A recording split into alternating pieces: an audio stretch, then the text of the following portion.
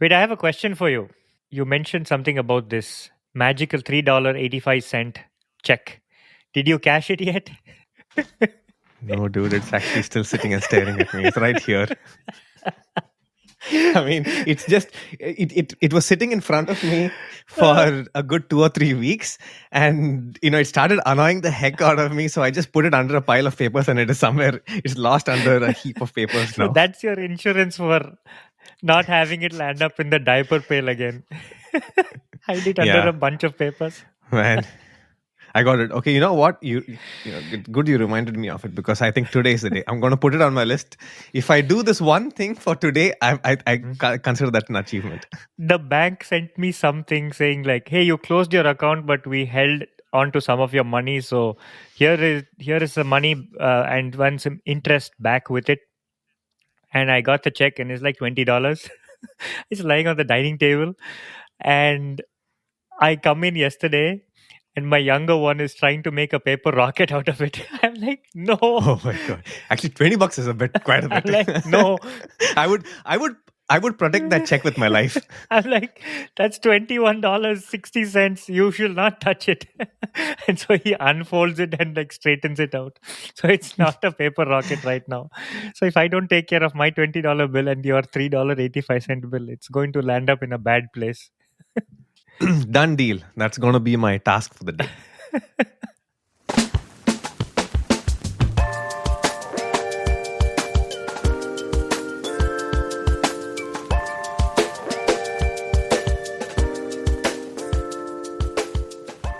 So yesterday I finished listening to Andrew Huberman's podcast about time restricted eating and fasting, right?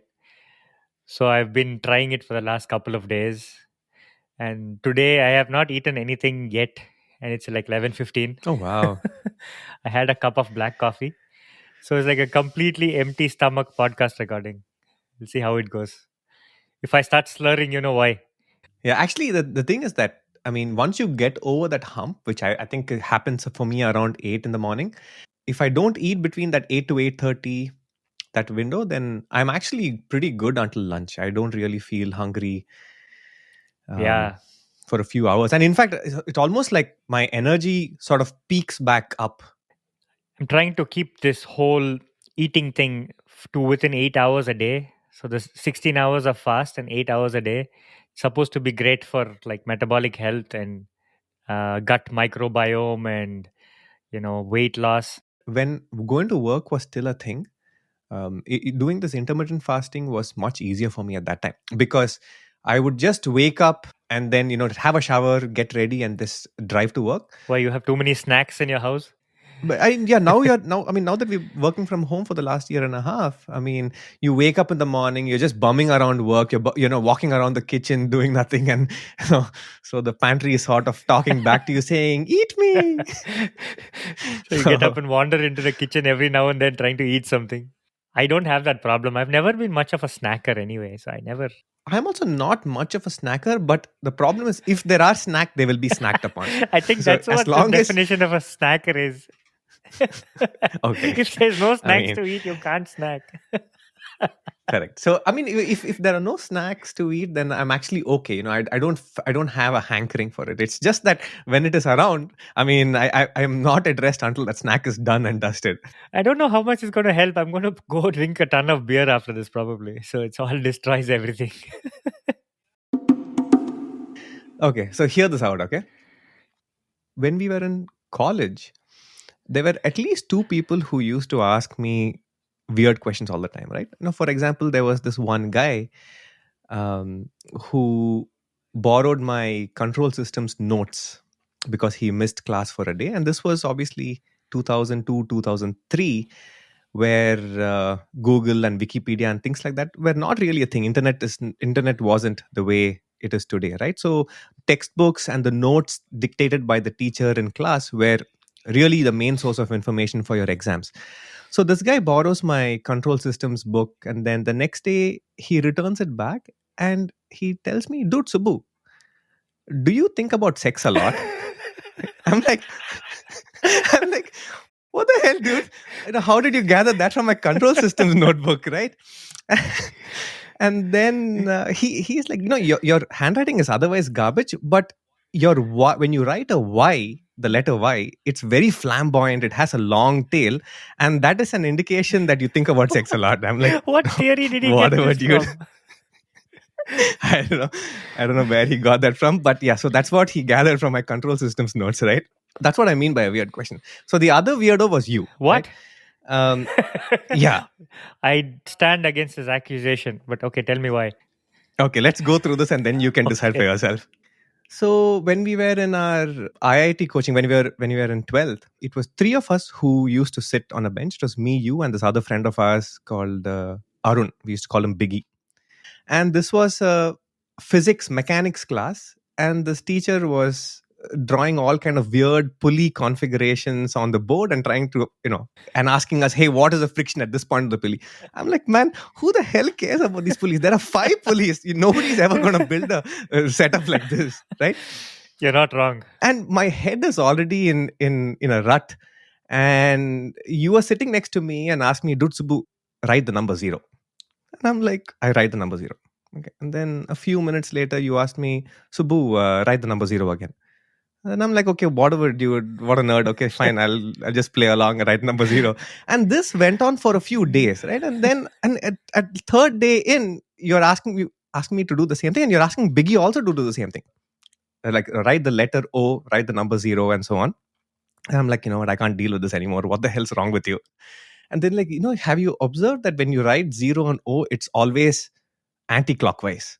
I'm like, okay, I mean, so what? And then you figured that you are different in the sense you would write it in the clockwise direction. So that was the whole thing, right? I didn't think much of this.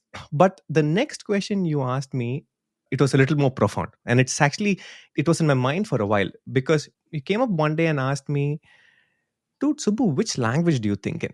I initially wanted to just brush it off because I thought it's one more of your write the number 0 thing. Hey, wait. Let me stop you there. Okay. So it's not weird that I observe people writing 0 anti-clockwise or clockwise. But immediately when people go to the southern hemisphere, they go flush the toilet and watch the water go the other way around because of Coriolis force.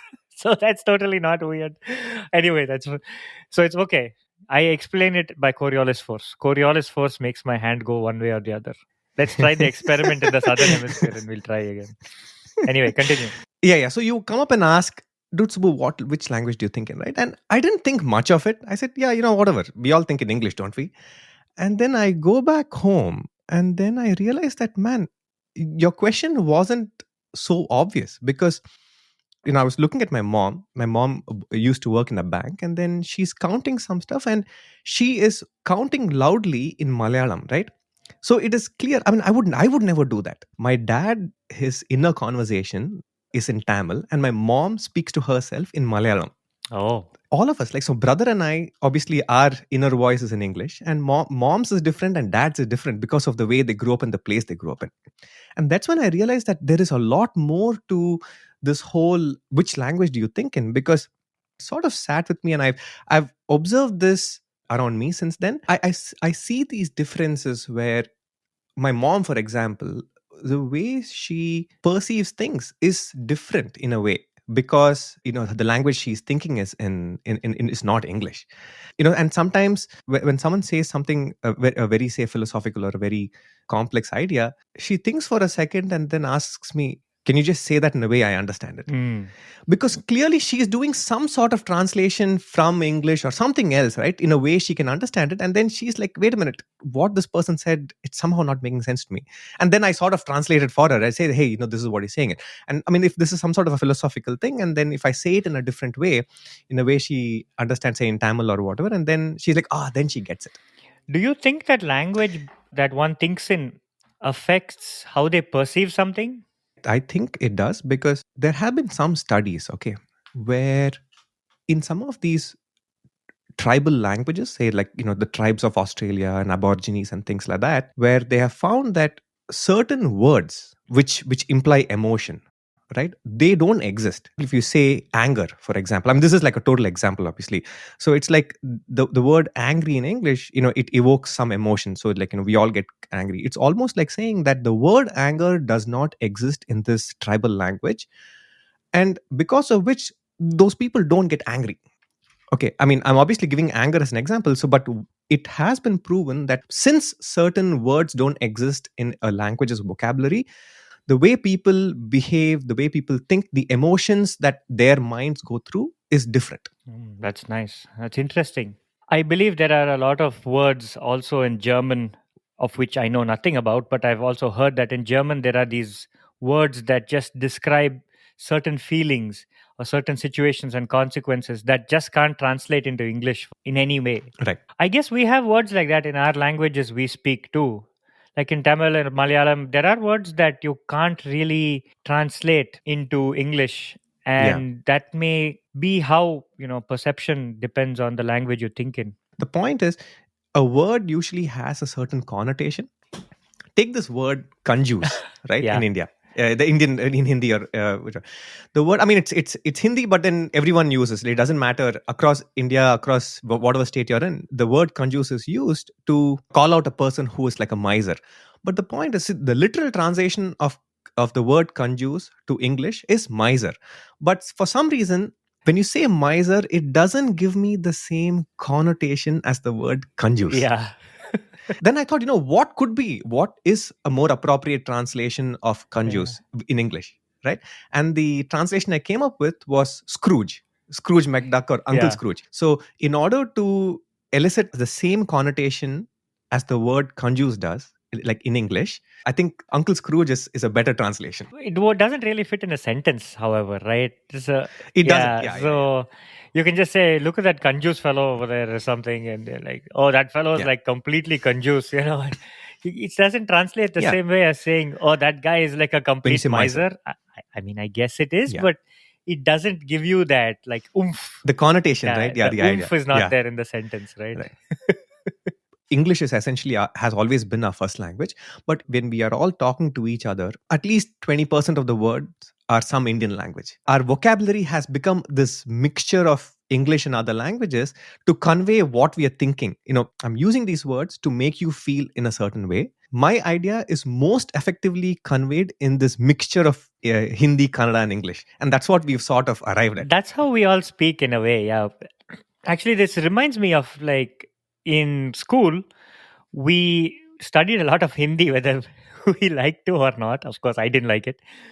But one thing I took away from that whole experience was like when we went through the books or the stories or whatever we read in Hindi, at that time it was very evident that this particular story or book is best done in that language, right? Like it has a certain richness to it when something is read in a language it's meant to be read in. And that is the essence of language, in my opinion, at least to me. And that is why I feel so sad sometimes that I really have no idea of all the awesome literature that's written in Spanish, Russian, or French. Like The Outsider, Albert Camus' book, The Outsider, was written in French originally. And I read the book in English, obviously. And it is such a powerful book about the mind of a guy who's about to face execution, his inner turmoil just before his day of execution, up to the point of it.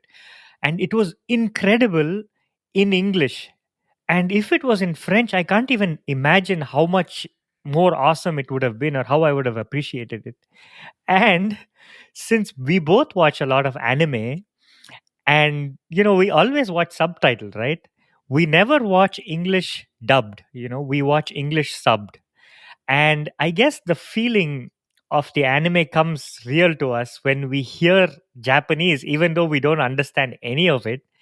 But the emotions are so nicely conveyed when we see subtitles to a movie or anime that we are watching. And it's so much better that way. Totally good. That's a good example. That was a great example, actually. I can't stand dubbed anime. Yeah, It has it's to be subbed. terrible. And remember when you go watch the subbed one and Mhm. then you watch the dubbed one and you're like, oh, this is like you start to cringe immediately. You can't watch a Yeah, single like second more. You have to shut it off immediately. So that's like the power of language that can have on somebody, and you don't even know the language. That is what is so amazing about that. I came across this in a Lex Friedman podcast where he says that some of these Russian works by Dostoevsky, their works have been translated to English, but some of these experts, they take sometimes over a year to arrive at the final translation. It's easy to convert it to English words, but then that doesn't do justice to the original idea the way it is conceived in Russian. So in order to translate it with the meaning and to make you feel the way a Russian would feel it while reading it, your AI and your machines may not be able to do this as such, as yet at least. Yeah, You need a human to feel it. This translation in English conveys the Russian equivalent much better, and that's how it is done. that's right. Remember, like earlier you said how we speak like a mixture of languages. I was thinking, like, is that true with what I do? In general, yes. In colloquial speaking, even when I speak in Tamil, I do use a lot of English words. But I am actually quite capable of speaking entirely in Tamil. Like when I speak to my grandparents, I was always like a favorite among my cousins and everybody who went to like grandparents' house. I could communicate with grandparents almost entirely in Tamil without using any English words. I think I got to this point because even today, when I speak to my mom, I speak only in Tamil. Like with my dad, I always spoke English, but with my mom, I only speak Tamil even now. And when I didn't know a word for something, I used to go ask these people, like, hey, what's the word for this? And I built my vocabulary up that way. But I think it consistently came from these people in my family talking to me in that language. In contrast, my wife's Sam's Tamil speaking is not even close. She has so many English words in it, and I make fun of her all the time about it. And in colloquial language, especially in Tamil Nadu or things like that, this is called petering. I don't know if you know this. No, When I you don't. say Peter Adikriya means like you're petering the thing. Like I don't know why it's like it's related to Peter. Like why is it called Peter? Anyway, this one story I'll tell you is super funny because this happened when I visited like San Jose, where you are, some years back. Mhm. We were talking about our kids and all that, young ones, and they they have this baby talk, right? And there's a word for that in Tamil. It's called maralai. Maralai. Okay. Okay. And I told Sam, it's called, this guy's Marala is, very cute or whatever. And she's like, what did you say? Marala. What does that mean? Like, I told her, baby talk. It's like, no, it's not Yeah. true. No way. You're making it up. There is a word Yeah. for that. You're making it up. Like, no, I'm not making it up. All right, let's ask Subu and his brother. And those guys know this Mhm. language too. So I come and ask you, hey, Subu, what is Marala? Like you're like straight up. You're like, I don't know. Never heard of it. Okay, fine. You're useless. Yeah. Not supporting my case. Let me go to his older Oh brother. God. Maybe he knows something. So I go to Arun. Arun, what is Marla? He's like, oh, it's obvious. Like, what is it? It's like, what's so obvious about it? It means no rain. I'm like, what the hell? What does he mean no rain? He's like, Mara illa.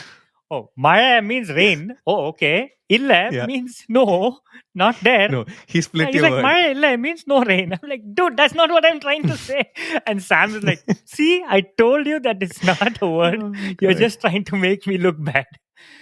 Anyway, so this is what comes down to. It's like a lot of times we are not exposed to the vocabulary of the whole language because all our parents also speak English and then we just switch to that language. It's convenient, and we do that with our kids these days, right? There is something to it. I mean, we don't necessarily need to clean up our English and change the way we talk. I don't think we should necessarily try to polish it up in a way, because at least when we are talking with each other, when a word from another language is more appropriate, I mean, it conveys our idea more effectively. I would like to think about it as we are enriching our English with these other local languages. Supplementing. Supplementing, yeah, bringing new words into the dictionary essentially, right? There are words that are incorporated into English from our own languages, Yeah, yeah, like it is. Mhm. Malagatani soup. Have you heard of Malagatani soup? Yeah, yeah, It's rasam. rasam. It's basically Malaga Tanni soup, which Mm, means like chili correct. water soup, which is what it is, right? So Right. there's that, and there is moringa, Yeah. which we refer to as murunka. So there are words that are made that have come into English from other languages, and that's totally fine. So I guess Vikram and Subu enriching English since 1984. All this was about our past. Let's come to the present now. In the last few years, especially after having a kid, at least once a year, I have this pretty dire existential crisis, right? I don't mean this very lightly. What I mean by existential crisis is I find a need to figure out, where I come from, what it is to be alive, especially now that, we are in our late 30s and we're sort of coming up on our half life. I think it's very human to question, wait a minute, is this all there is to life? I mean, I wake up in the morning, I get my kids ready, and then I go to work. I put up with the politics and all these people at work. Then I come back home, I'm exhausted, and then I do a few things, and then I go to bed, and it repeats, the whole thing repeats again, right? So I think it is only human for me to feel this way, this sort of a, man, is there more to life? Where do I come from? And then I mostly interact with friends who live close by and my parents. And as kids, I used to hang out a lot with my cousins, my uncles and aunts, and that has sort of gone away. All my uncles and aunts are pretty old now, and I rarely speak with them. I am just in touch with maybe one occasional uncle or something like that.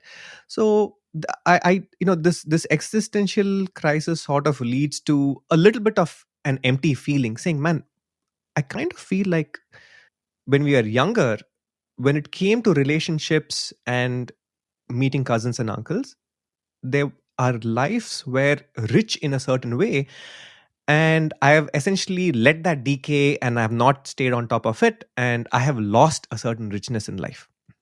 Now what is happening is I'm sort of digging through once again, because you can see my parents are old, my uncles are old, but they're all still alive. And while all this is happening, I have this need to sort of dig up all these old stories and figure out a little more about not just me and my parents immediately, but also where my parents come from, and what was their lives like, and about their cousins and so on.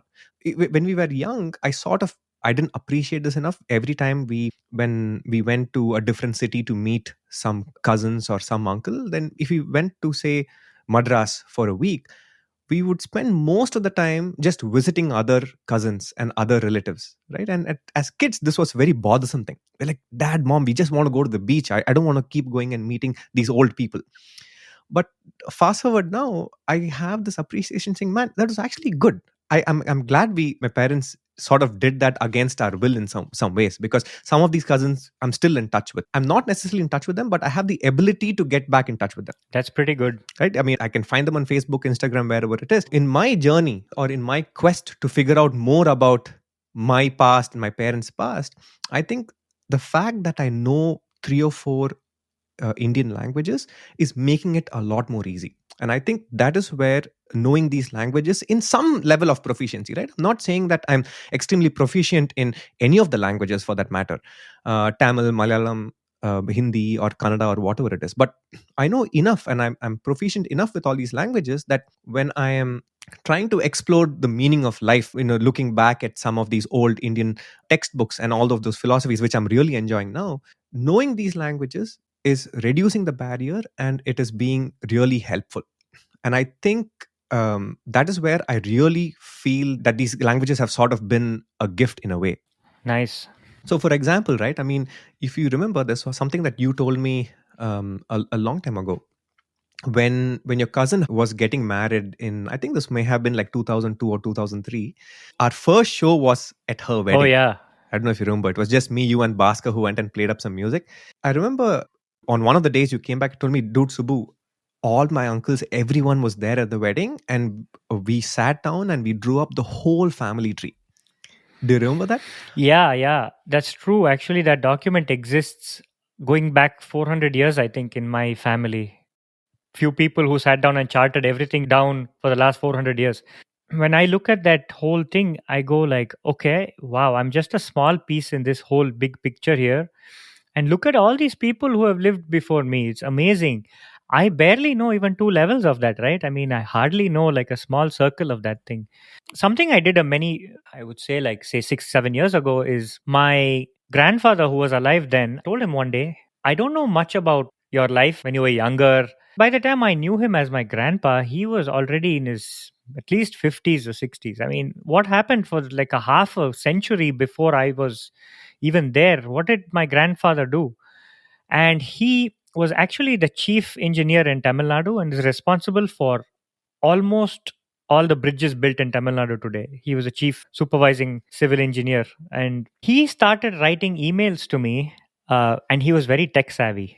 He started writing emails to me like every week about what he did in his younger days. I still have them. Oh wow, man! You have never told me about this. This is a wealth of information. This is great. Yeah, it's amazing. He explains like how his children were born, how he got married, how he moved between cities for jobs, how he finished his education, and all this stuff is like amazing information in a Incredible. time and era that was not even possible to imagine today, because this was still in India, right? Yeah, So yeah. that's a really nice thing to see where we come from and everything. I fear now, actually, that my kids, now being American citizens, will not have that deep relationship to the past and, where they come from or anything like that. Because to begin with, we don't even speak the language at home anymore. Our kids understand Tamil, they don't speak back. And this problem, I think a lot of immigrant parents will associate with. But I have seen kids who speak their native tongue very well at the same age that my kids are speaking English. And I think that comes from parents consistently speaking to the child only in that language. Because looking back at my own past, the reason I know Tamil as well as I do today is because my mom, even today, speaks to me only in Tamil. It's not that she does not have proficiency in English, she's very proficient. This kind of consistent speaking is the only way. Kids who are very willing to learn new languages, and it comes so easily to them, right? Compared to us. But it's up to us as parents, I think. You're right. I mean, we have to do right by them. And like I'm telling you, right? I mean, these languages have been a boon because I don't think it is unreasonable to imagine that when my kid is in his 30s, he's going to have similar thoughts. I mean, I think it's a very human thing to figure out where you're coming from. And if I can imbibe him with, whatever language skills, and I think it'll help him figure out those answers for himself a little more easily.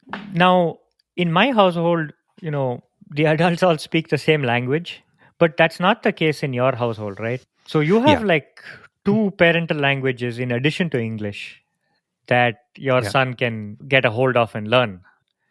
Right. So that Right. means that each of you probably have to speak to him in your own languages, and he gets to Mhm. learn two languages, which is nice. Yeah, it definitely is a challenge. I mean, like you're saying, right? I mean, in a household where both mom and dad speak a language, I mean, even there, it is generally hard because the kids are all speaking English in school and they also develop an accent. So in my household, Tamil is my mother tongue. My wife's mother tongue is Hindi. So it's definitely challenging. I mean, we got to see how it all turns out to be. Languages are obviously easier learned when they're younger than as an adult. Kannada, one of the languages which I most frequently speak in, it's not my mother tongue. It's just happened because we grew up in Bangalore and I sort of picked it up from playing with friends in the neighborhood and Actually, that's my first language I spoke. I did not speak my mother tongue. I did not speak English. The first language I spoke was Kannada. My dad always grew up in Karnataka. So Kannada was okay. He knew Kannada. My mom didn't. So whenever asked for stuff as a kid, she had no idea what I was asking for. She tells me this story even now. One day I go and ask her for a dimbu. She's like, What's a dimbu? What is this? I don't know what a dimbu is." So she carries me and takes me to every room in the house. Is like, "Is this a dimbu? Is this a dimbu? Is that a dimbu?" Finally, I'm like, "Yes, that is it." It turns out it was a pillow. So that's how she learned Kannada. Actually, somehow through me, she learned Kannada. Mm, So it's kind of cool. yeah. But although in your household you have Hindi and Malayalam, it's who speaks Malayalam in your in-laws anyway?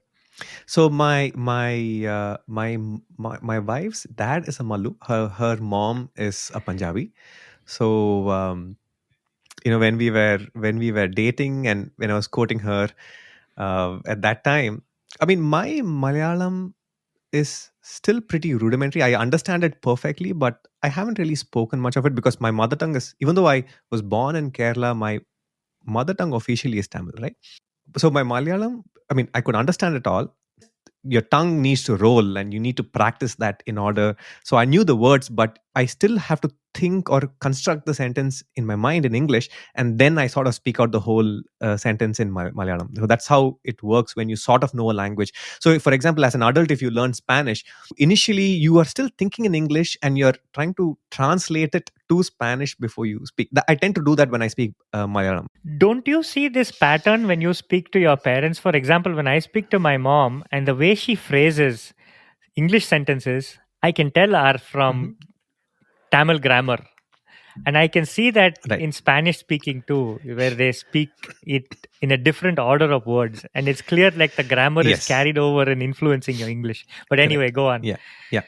When an idea is complex enough, she's probably constructing the sentence in Tamil, and then Yeah. your subject and your predicate is all backwards, and then that's why it all seems off. And you're doing it the other way. You think in English and you go the other way, right? So then I went through this exercise. I decided that, look, I'm going to talk to myself. I'm going to force myself to speak in Malayalam.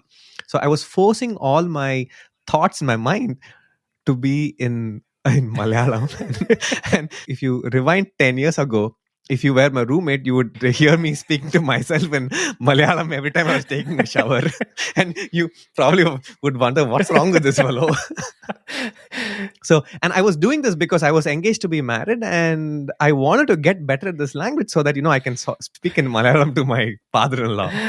Oh God. It is so freaking funny.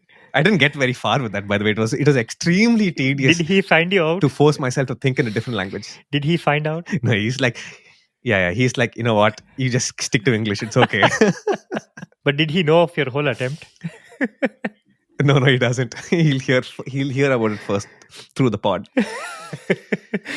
Damn Yeah. fine way to tell him, I must say. I want to go back to the whole wedding, right? I mean, the whole family tree.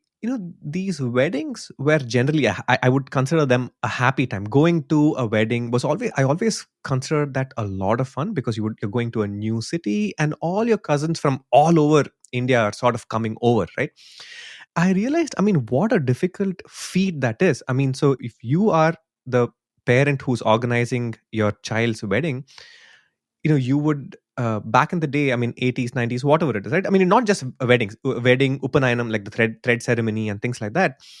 I remember my dad and mom, they had these old address books with yellowed out pages. They obviously held on to these address books from when their parents gave them, and they would write invitations, right, to people all over India, like 300 400 invitations. Which means, like, you're sending out 300 or so invitations. When the whole household comes, you're really talking about 800 or 900 people at the end of it.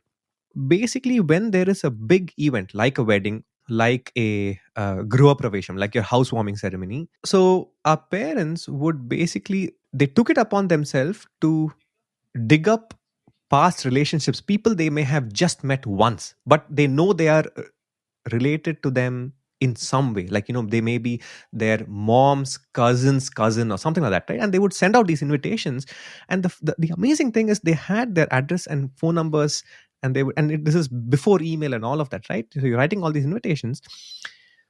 So sending out these invitations itself was a big thing, but the even more amazing fact was that these people who lived in Delhi and, some all different parts of the country, I mean, would actually come. And some of these people were like in their 70s and 80s and are walking around with walking sticks, and they're really old. And back then, I mean, the 80s and 90s, air travel was always like a luxury. I mean, the main way Yeah. of transportation is by train, and trains from Delhi to Trivandrum would take like 4 days, 5 days to come. I mean, and it's in the sweltering Indian heat, that no less, right? And so it is amazing that all these people would come, and they would, and obviously it would have been like 2 or 3 decades since my parents saw them, and they would come and introducing, oh, I am so and so, and then literally announcing themselves, you sent me an invitation and I'm here. Yeah. That's Right? amazing. See that the value they placed on social interaction, like for a wedding, it's something Yeah. you have to go for. There's no two ways. It means you Yeah. travel 4 days each way, you do it. And that was the value they placed, even though they did not have modern technology.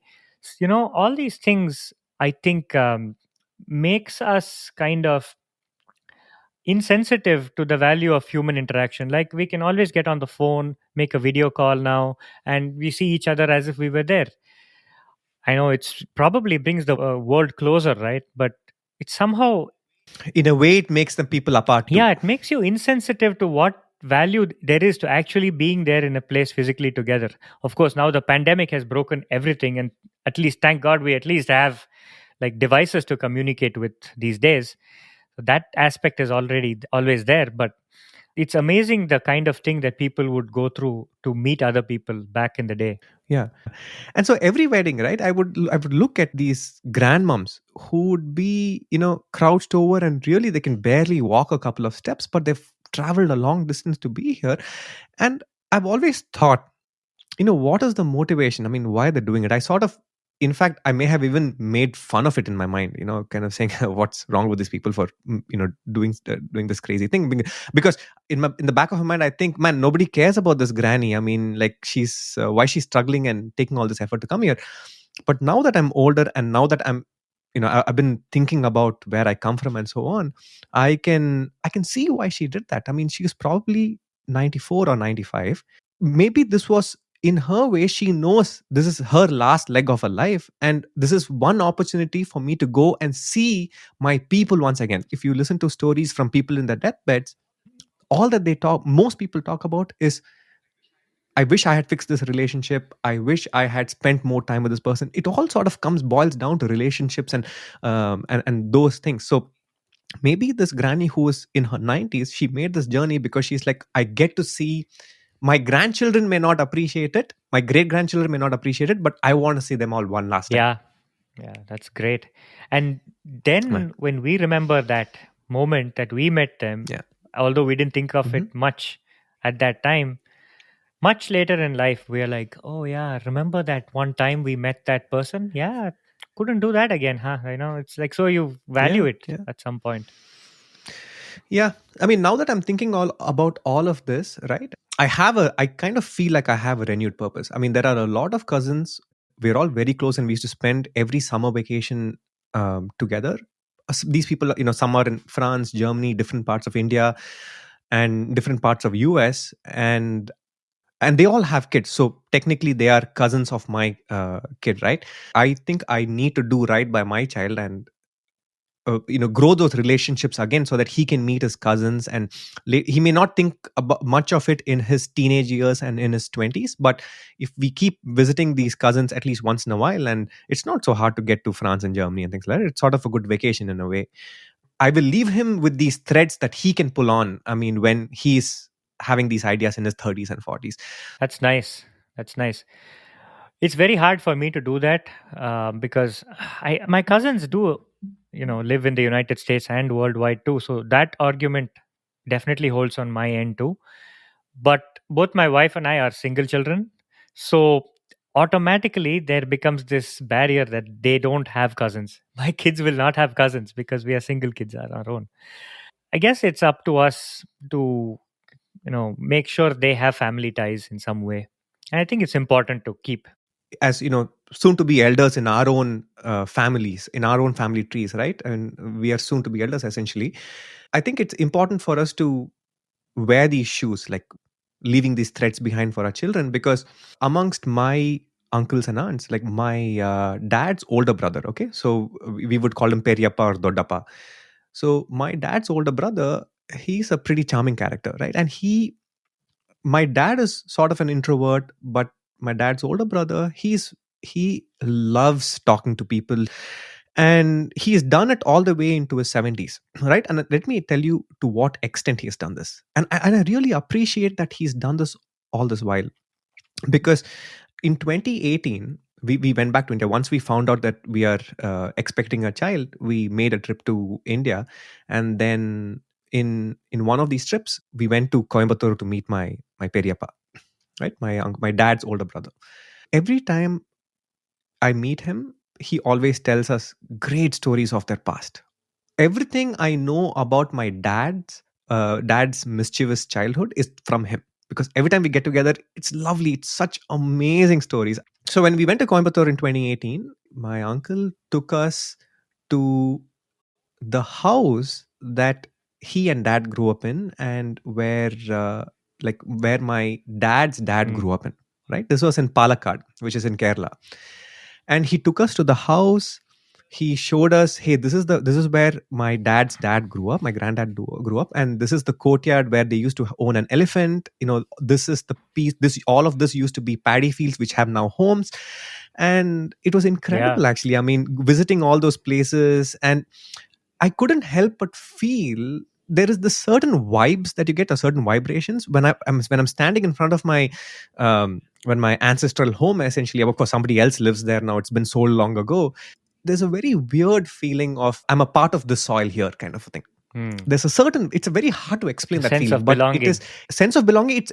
It manifests as tinglings down your spine, Oh, essentially. nice. Yeah. Saying, man, I'm here, kind of thing. It's just such an incredible feeling, right? So I just hung around there. It was It's like a salmon finding its way it was back upriver, finally home. yeah. Yeah, and so we went. We saw this home, and the stories about how they owned this elephant and things like that. At some point, after independence, a lot of people, it was common to sort of own elephants, and along with the farm fields and things like that. And at some point, it became too expensive to own these elephants, and then you would just go and give it, donate it to the temple, and then the royal family sort of takes care of them. So from there, we walked down the Mhm. street, and my uncle says, "Hey, let's go meet this person." And we go to this person's house where he's 97, his wife is 94. Okay. And they've been living there for like forever. Okay. In that home. I asked my uncle, so who's this? I mean, I've never seen, you've never told me about this person. Who is this? And he tells me that this 97-year-old guy, he is the brother of the priest who presided over his wedding. Wow. Okay. Okay. So he really takes making relationships to a real extreme. So then we knock on the door, we go in, and then my uncle introduces himself, and then they remember him. Then, yeah, come, sit down. And we had lunch with them. We just showed up unannounced. So my uncle has sort of kept these relationships from when he got married, when I was 70s, and this 97-year-old man, we go and meet him, and I was like, man, this is just this experience. That experience was truly priceless. Amazing. Yeah, so it's great. I mean, so the role that my uncle played, in a way, it's like a lesson to me. I want to be in some capacity like him. I want to be like this, like this basket of memories. It doesn't matter. Maybe my children will not care about these memories, but I wanted to be out there, just like your granddad's emails, because it may matter to him later on. And if and when it does, it's a truly enriching human experience. Yeah, it really is. The lost stories of the past, things we will never know. These are all things we should Yeah. somehow keep a tab on. And people are the best resource. It's not like you can read a book. Yeah. And yeah. So got to Yeah. stay in touch with these people. Makes our own lives way better. Yeah, keep in touch with them and become those people for the next generation, more importantly, is what I think. Yeah. We should wrap this up. Coming And up I'll with go break my fast and drink my beer.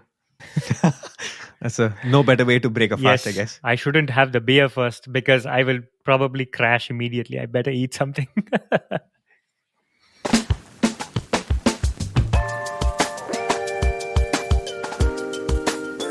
Thanks for listening. You can find transcripts and show notes at www.halflife.show. We'd love for you to leave us a review on your favorite podcast app and also write to us on Twitter at Half Life Show.